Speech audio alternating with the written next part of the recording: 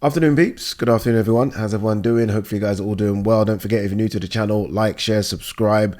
Alright, where should we start? York Hall or Manchester? Let's start where I was yesterday in Manchester for Jack Catterall versus Jorge Linares.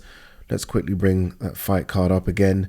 I am going to start backwards here. Normally I'll start with the main event and we're going to get to it, but I do want to discuss a couple of the fights and fighters on the undercard. I want to focus first on Campbell Hatton.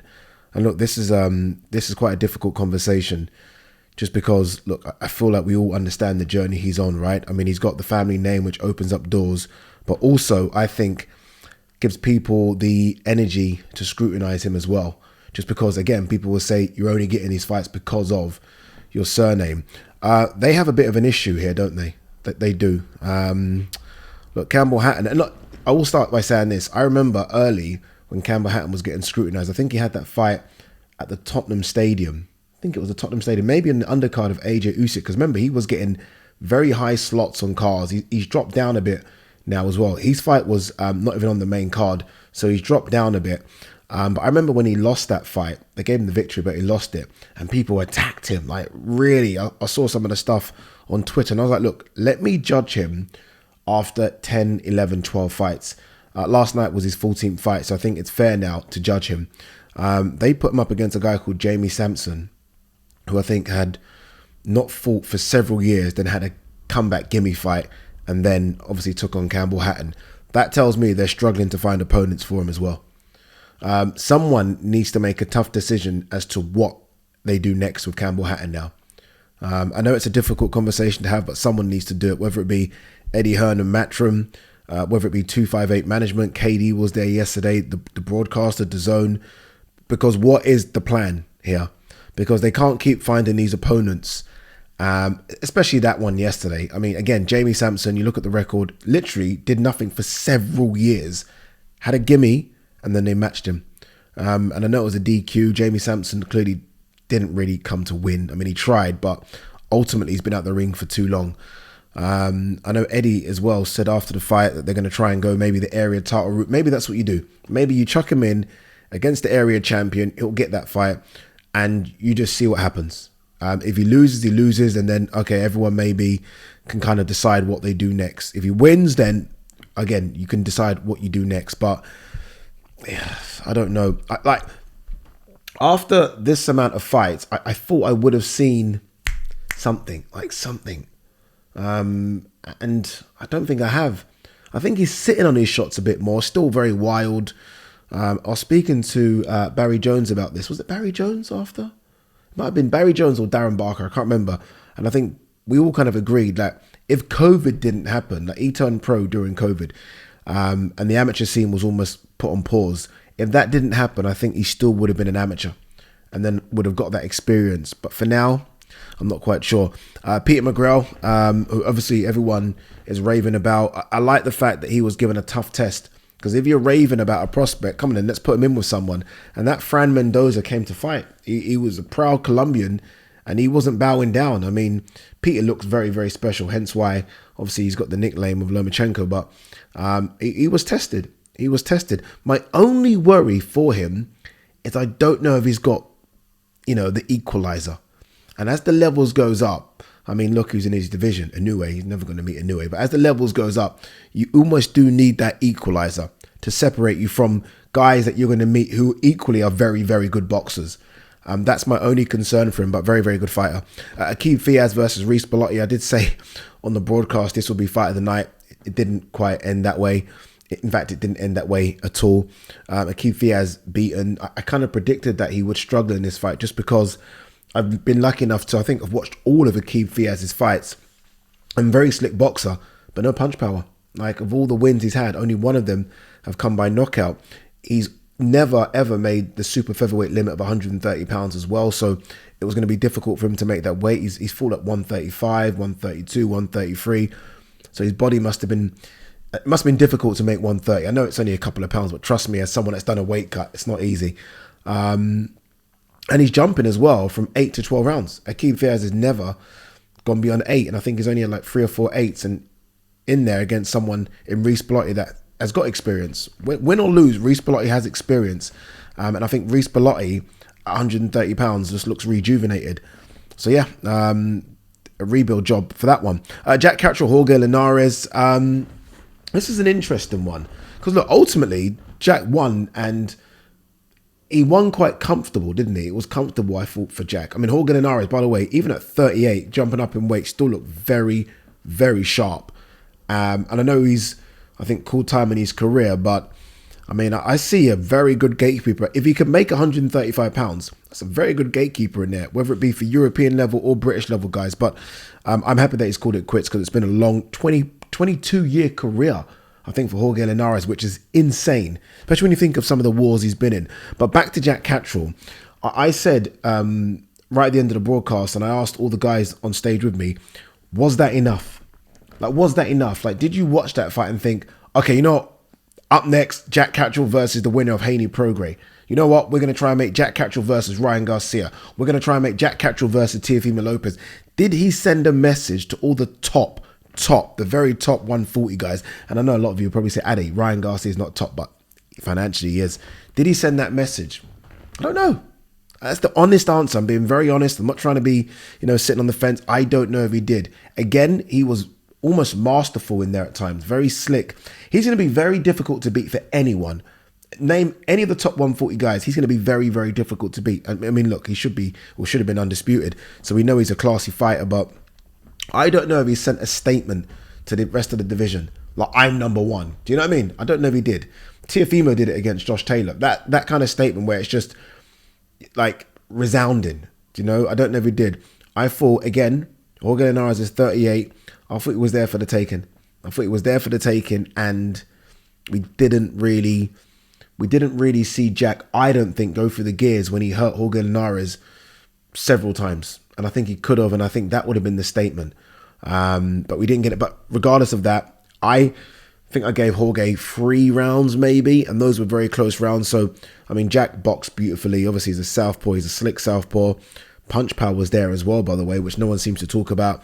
Good fighter. It'll be interesting to see what they do next with Jack Catterall, because I don't think he's going to get the world title opportunities, but Josh Taylor was talking a lot on Twitter. So, look, if the money's right, I'm sure they can get that fight on, or I say I'm sure, hopefully they can get that fight on. All right, Boxer did a card, as you guys know, in York Hall, and I'm happy they did it as well. There was a lot of talk about maybe them not doing it, but I think everyone should be sort of applauded by saying, okay, let's not do this at the O2. That's not going to work. Let's go to York Hall, which we all know, once that place is full, is a fantastic atmosphere. And I think a lot of smaller shows should go there. I hate when you're in an arena, which is, I don't know, an 8,000-9,000 seater arena, and there's only 3,000 in there.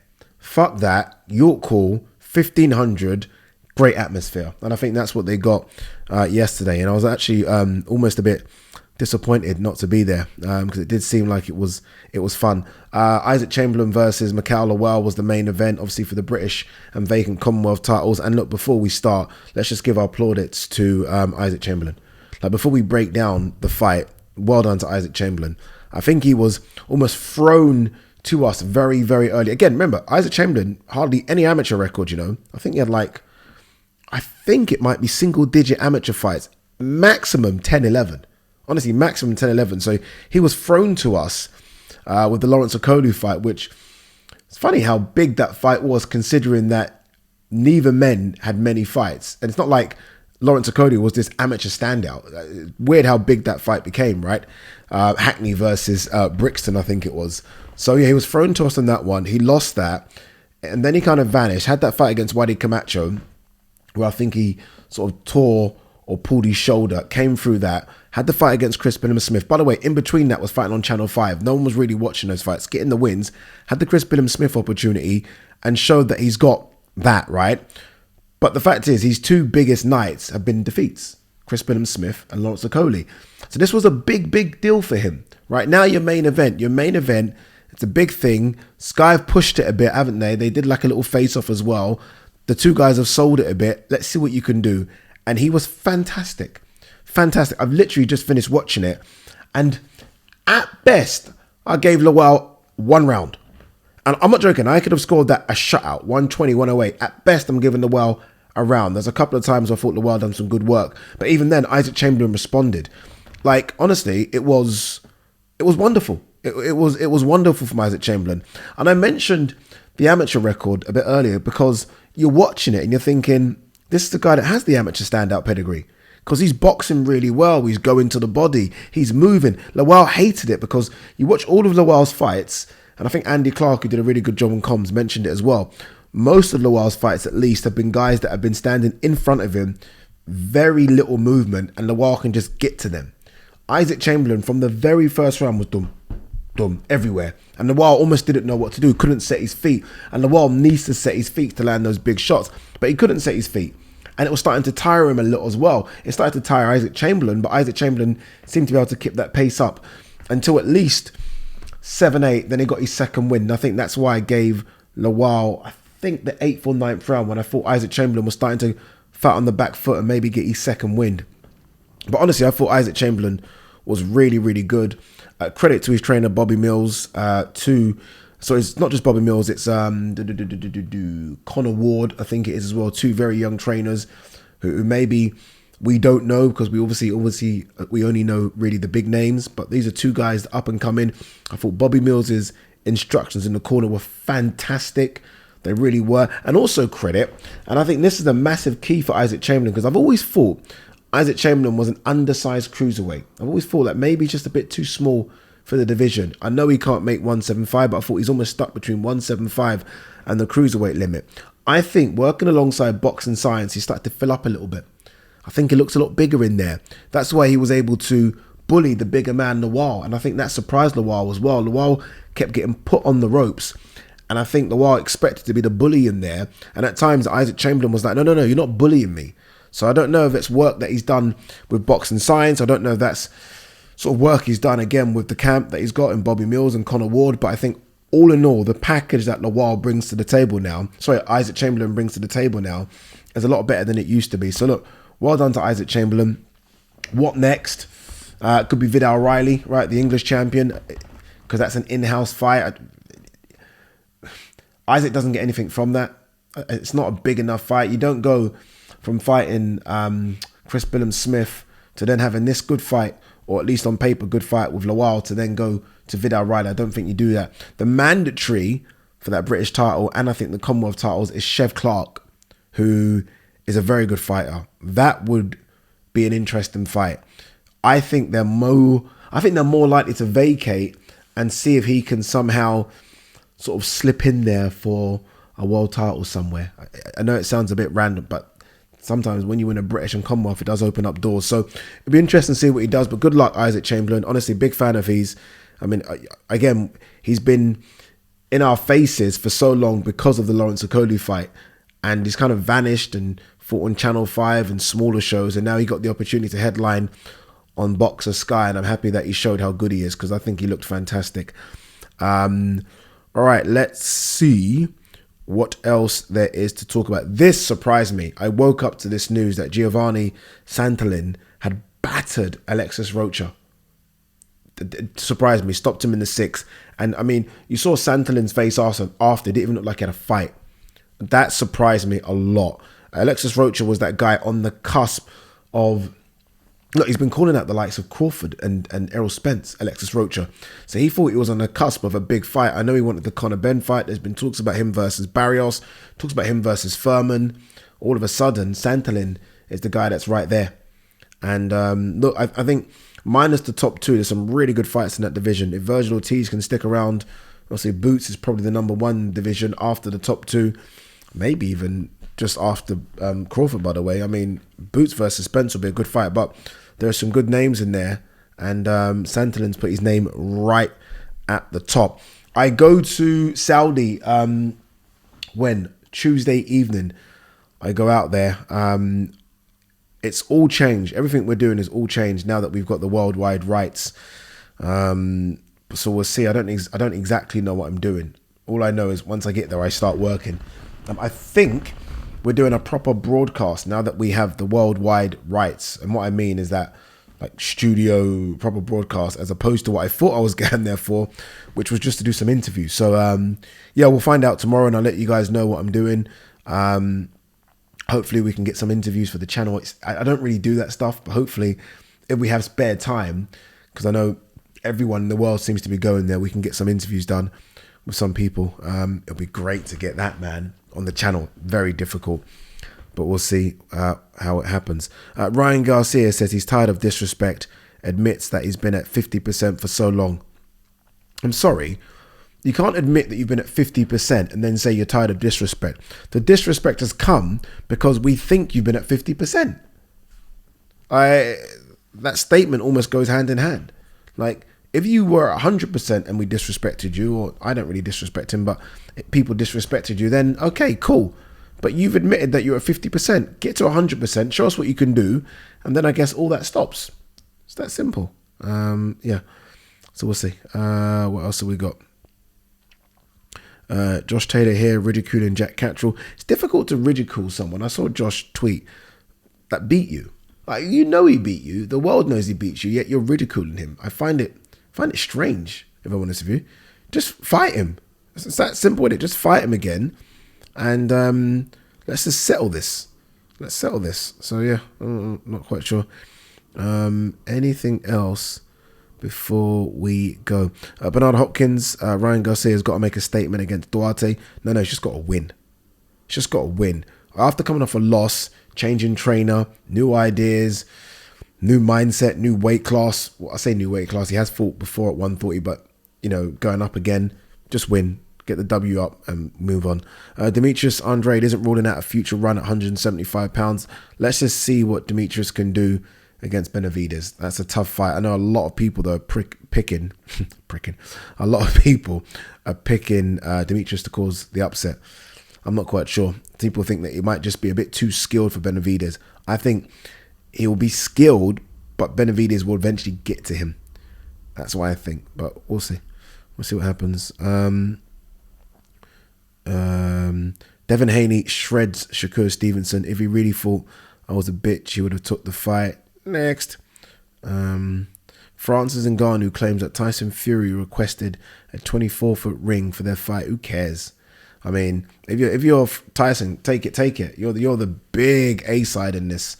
Tyson's not going to want a phone booth fight with Ngannou. Ngannou's only hope of doing anything, and I hope he does do something. I want Fury to win because I want to see the Usyk fight, but I don't want this to be a bore Fury just taking the piss out of him. I do want Ngannou to cause some problems, and we're like, oh my god.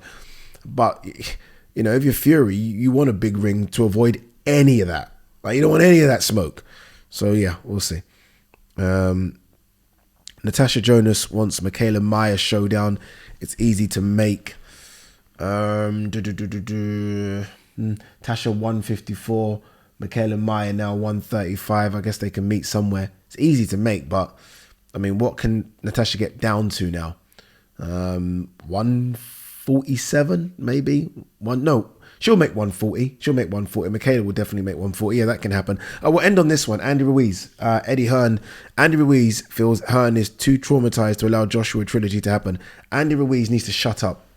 I'm tired of Andy Ruiz. I tweeted this, and I see a lot of you have backed my tweet. Thank you very much. I tweeted that Andy Ruiz had no fights in 2020, one fight in 2021, one fight in 2022, and no fights this year. Andy Ruiz needs to stop talking. Like, it's a disgrace. He's 34 now. I think Andy Ruiz is a very good boxer, was a good boxer. I'm not quite sure, but he's in exciting fights all the time, apart from the second AJ fight, which really wasn't his fault. Just fight. Like, he talks so much like this, and you're not fighting. Again, no fights in 2020, and some of you will say, "Oh, there's COVID." Fighters fought in 2020. So many. Go and check the records. All your top heavyweights fought in 2020. All your top fighters fought in 2020. No fights in 2020. One fight in 2021, which I think was Areola. One fight in 2022, which was Luis Ortiz, and nothing so far this year. And he's talking about Eddie Hearn is too traumatized. Shut up. Peace and love.